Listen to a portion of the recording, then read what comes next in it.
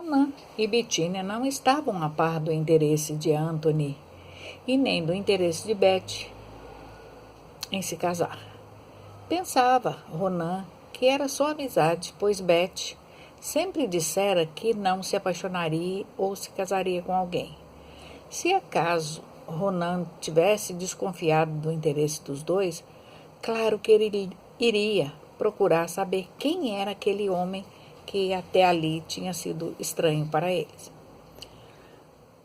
E quando Beth chegou ao castelo de Romeu, seu amigo, tudo estava preparado para a visita dela.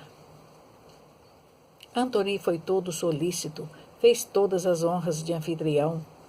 Eles conversaram sobre vários assuntos, até que Antony a pediu para ser a sua noiva. Precisava se casar, como ele já havia dito, pois o pai dele estava muito doente e não queria morrer sem vê-lo casado, dando um rumo na vida. Foi aí que Beth se sentiu o máximo. Era tudo que ela queria, ser esposa daquele homem bonito, mas que ela não conhecia nada dele. Achava ela que conhecia, só porque estava apaixonada por ele. Ela permaneceu uma semana no castelo de Romeu com sua comitiva real. Foram dias muito felizes, passeios, conversas, caçada nos bosques do castelo, e assim ela decidiu voltar daí uma semana com o anel de compromisso no dedo. Ela nunca havia se sentido como estava se sentindo agora. Pobre moça, sem nenhuma experiência de vida, sem uma mãe para lhe aconselhar, ela ia pelo coração. Não sabia observar os sinais que os homens emitem quando estão interessados em se fazer de bonzinho, arrumar uma mulher rica que o sustente e que ela seja dependente emocionalmente dele. Quando Beth voltou para o seu castelo, Ronan viu o anel em seu dedo e perguntou: Beth, o que significa isso? Ela respondeu toda sorridente e feliz: é o meu anel de compromisso com Antony. Ele me pediu em noivado. Virá aqui no inverno para falar com você sobre o nosso casamento. Por que ele não veio com você? Ele precisava voltar para o seu reino. O pai dele está muito doente e precisa falar coisas importantes sobre a coroação dele como rei. Mas ele não tem mais irmãos? Segundo ele, não tem. Só tem uma irmã mais velha, que é casada com um barão da Cornualha. Claro que Ronan não gostou de ver aquele anel no dedo de Beth, sem que o pretendente tivesse vindo falar com ele. Afinal, ele era o chefe. E, mesmo que o rapaz não soubesse, Ronan era o pai dela. E ele também era o conselheiro do reino, da guarda real. Beth nunca mais havia passado pela passagem secreta do grande armário dos seus aposentos reais. Isso desde o dia que voltara do sequestro e houve a recuperação do que havia sido destruído em parte naquele ataque dos vândalos. Algumas noites pareceu ela, ao acordar, que ouvia barulhos vindo de dentro da passagem secreta. Mas ela logo se esquecia daquela passagem secreta, de tudo. Ela não queria lembrar. Deu um branco na mente dela. Algo havia acontecido na memória dela, porque ela não se lembrava de uma coisa tão importante e tão funesta. Beth achava que havia sonhado com um barulho vindo dos lados da torre de Ronan. Meses se passaram e Antony não apareceu. Beth foi ficando desiludida. Achava que o rapaz havia desistido das promessas que lhe fizera, as juras de amor. Ronan só conhecia o pretendente só de algumas conversas, não sabia nada de seus familiares, de suas intenções. Mal e porcamente sabia o nome dele, se é que era aquele o nome. E Ronan se preocupava com o futuro do povo e o futuro da rainha, pois, ao se casar, automaticamente, o marido é que daria umas ordens e o exército comandado por ele teria que obedecer. O exército obedece ao rei. Era uma época feudal em que as mulheres não tinham certos direitos e deveres. Era competência de homens. Ronan então deu a Beth a ideia de fazer um banquete e convidar Romeu e sua família, e através dele enviar um convite oficial à família de Antony, para conhecerem todos entre si, já que Beth estava mostrando interesse em se casar com ele. Claro que Beth teve receios. O último jantar, festa que o antigo rei, seu pai, havia feito, foi para sua morte e para a morte da mãe dela, a rainha. Seria uma festa para escolher um noivo para Liz, e deu no que deu. Ainda mais que agora Beth já teria um herdeiro para o trono, que seria aquele menino, o Suleiman, que ela criava como se fosse o seu filho, mas era o bastardinho, nem de Penilei ele era filho. Beth pediu a Ronan um tempo para pensar. Agora, com o sumiço de Antony, a vontade e o desejo de se casar havia aplacado. Estava passando.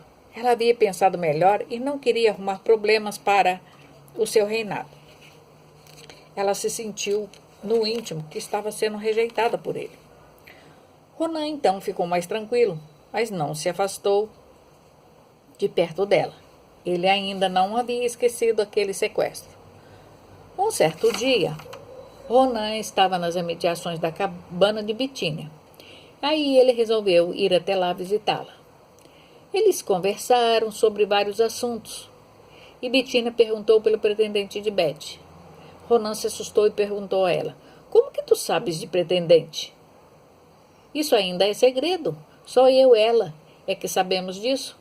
Bitínia sorriu, dizendo: "Eu também sei. As cartas me contaram muito antes. Esse homem vai fazer Beth chorar muito, mas é o destino dela. Não tem para onde ela fugir. Se ela o ama, de verdade mesmo, esteja sempre do lado dela para apoiá-la e aconselhá-la para o estrago não ser maior. Se bem que pode ser esse moço o da vez, ou um outro, quem sabe. As cartas não dizem nomes nem datas. Na dúvida, é melhor você, eu e a própria Beth, ou Lisbeth, estarmos todos muito vigilantes." Ronan voltou para o castelo e não conseguia esquecer o que havia conversado com a bruxa Bitínia. Ficou a pensar por dias e não disse nada para a rainha. Teve receios de não ser compreendido. Vai que Beth não gostasse que assuntos seus, da sua vida particular, fosse motivo de conversas banais com outras pessoas. Se bem que Bitínia não era uma estranha, ela era a melhor amiga da rainha, depois que Penilei faleceu. Só quem sabia que a rainha era Beth, a irmã gêmea de Liz, era a própria Beth, Bitínia, Ronan e Penilei, agora morta. De resto, todos achavam que aquela moça, aquela rainha, princesa, era Liz. Beth era chamada de Liz por todos. O corpo de Liz, na passagem secreta, não foi visto por outras pessoas além deles. Beth Liz, ou Lisbeth, aceitou fazer o banquete para os familiares de Romeu e de Antony. Ronan enviou uma mensagem por um cavalariço e Romeu prometeu enviar aquela mensagem do Antony para ele. Assim que tivesse resposta, ele enviaria de volta ao castelo da rainha Beth, a Vilá. Os dias foram passando e nenhuma mensagem chegava no castelo de Beth, nem de Antony, nem de ninguém. Lisbeth tirou o anel de noivado e guardou na caixinha de joias. Não usaria até que o noivo, o seu pretendente, chegasse ao castelo. Os dias foram passando e o banquete não foi feito. Lisbeth até que sofreu um pouco de desilusão do amor que fora rejeitada pela primeira vez. Ronan até que achou bom Antony não aparecer. Era a segunda vez que o rapaz sumia sem deixar vestígio. Lisbeth chegou a pensar em ir até o castelo de Romeu para saber notícias dele, mas se recompôs e deixou o destino tomar seu rumo. Ela pensou no futuro de Suley. Ele era tudo o que ela mais amava nesse mundo. Aquele casamento poderia colocar em jogo o futuro do seu filho postiço.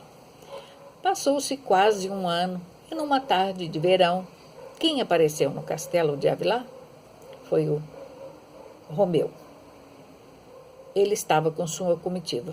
Vinha de uma batalha onde defendera as divisas dos seus campos de trigo. Alguns aventureiros estavam mudando as marcas das divisas para dentro de suas terras. Romeu veio saber se Ronan conhecia quem era o dono daquelas herdades que faziam divisa com seu feudo. Ronan disse que não sabia. Alguns documentos do rei antigo haviam sido destruídos.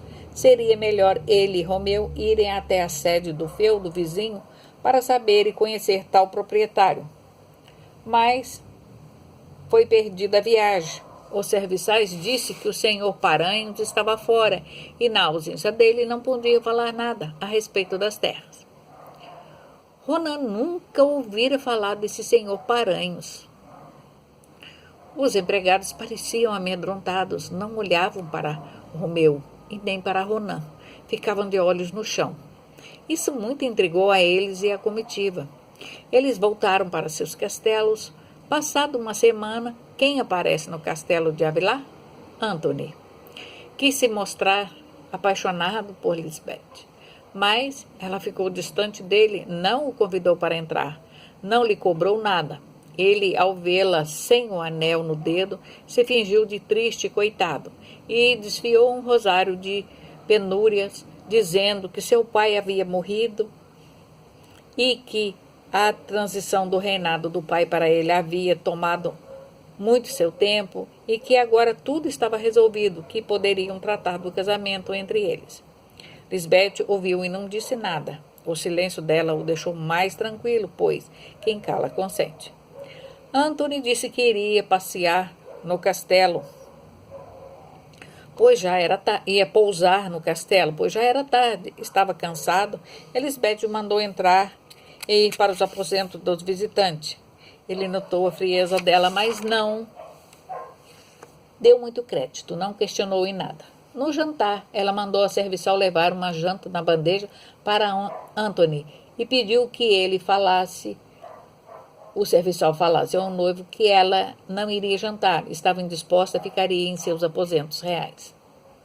Claro que Antony não gostou da atitude da noiva, mas teria que agir com cautela, porque senão iria assustar a sua presa. Desde a noite que Antony foi para os aposentos descansar, ele não viu mais Elizabeth. Ela trancou a porta do seu quarto por dentro. Ela não dormiu. Tinha muita coisa para pensar e decidir. E Ronan ficou alerta, deixou a porta da torre aberta que levava à passagem secreta. Ele iria passar a noite ali do outro lado da grande porta do armário, a porta dos fundos, que estava destrancada. Era só abrir a porta de madeira maciça do lado de fora. Aí ele estaria dentro do quarto de Lisbeth para protegê-la de um sequestro. O dia amanheceu bonito. Logo após o café da manhã, Bettina chegou montada em seu cavalo. Ela cavalgara a galope por algumas horas para chegar cedo no castelo. Algo a fez levantar de madrugada, pegar seu cavalo no pasto, montar nele sem sela e correr. Bettina estava molhada de suor. Poderia torcer os cabelos dela, que pingavam de tão molhados. Ronan estranhou ao vê-la tão cedo por ali. Lisbeth a convidou para a sala do café. Bettina aceita, vai e se senta ao lado de Suleiman, e de repente ela tem um sobressalto ao ver Antony entrando na sala. Ela o reconheceu. Ele era um dos homens que entrou no quarto após o sequestro de Beth. Ele havia dito alguma coisa ao outro homem mascarado que a princesa Liz tinha sido levada para o castelo de Romeu. Seria ela que faria Romeu se tornar seu ajudador. Bettina sente um ligeiro mal-estar, mas se recupera rápido e finge que não o conhece. Ele não a viu naquele dia porque ela havia se escondido nas dobras da cortina de veludo da grade da janela do quarto. A cortina era muito espessa, com muito tecido grosso, muito franzida e pesada. Era de um verde musgo bem escuro. Num quarto na penumbra, ela não foi notada ali em seu esconderijo. Anthony chegou até a mesa, fez um afago na cabeleira loira de Suleiman e Bettina reconheceu entre os dois o traço que os unia. Aquilo parecia uma profecia. Aquele homem era o pai do menino. Será que alguém mais já havia notado aquilo? Um era tal qual o outro. Bettina tenta se fazer notar pelo visitante. Ele parece confiante de que Lisbeth o quer para a esposa. Ela se apresenta dizendo que é muito amiga de Liz. Ele não parece interessado na conversa dela. Aí ela diz: eu já vi o senhor por aqui. Acho que foi naquele baile que tiraram a vida do rei e da rainha.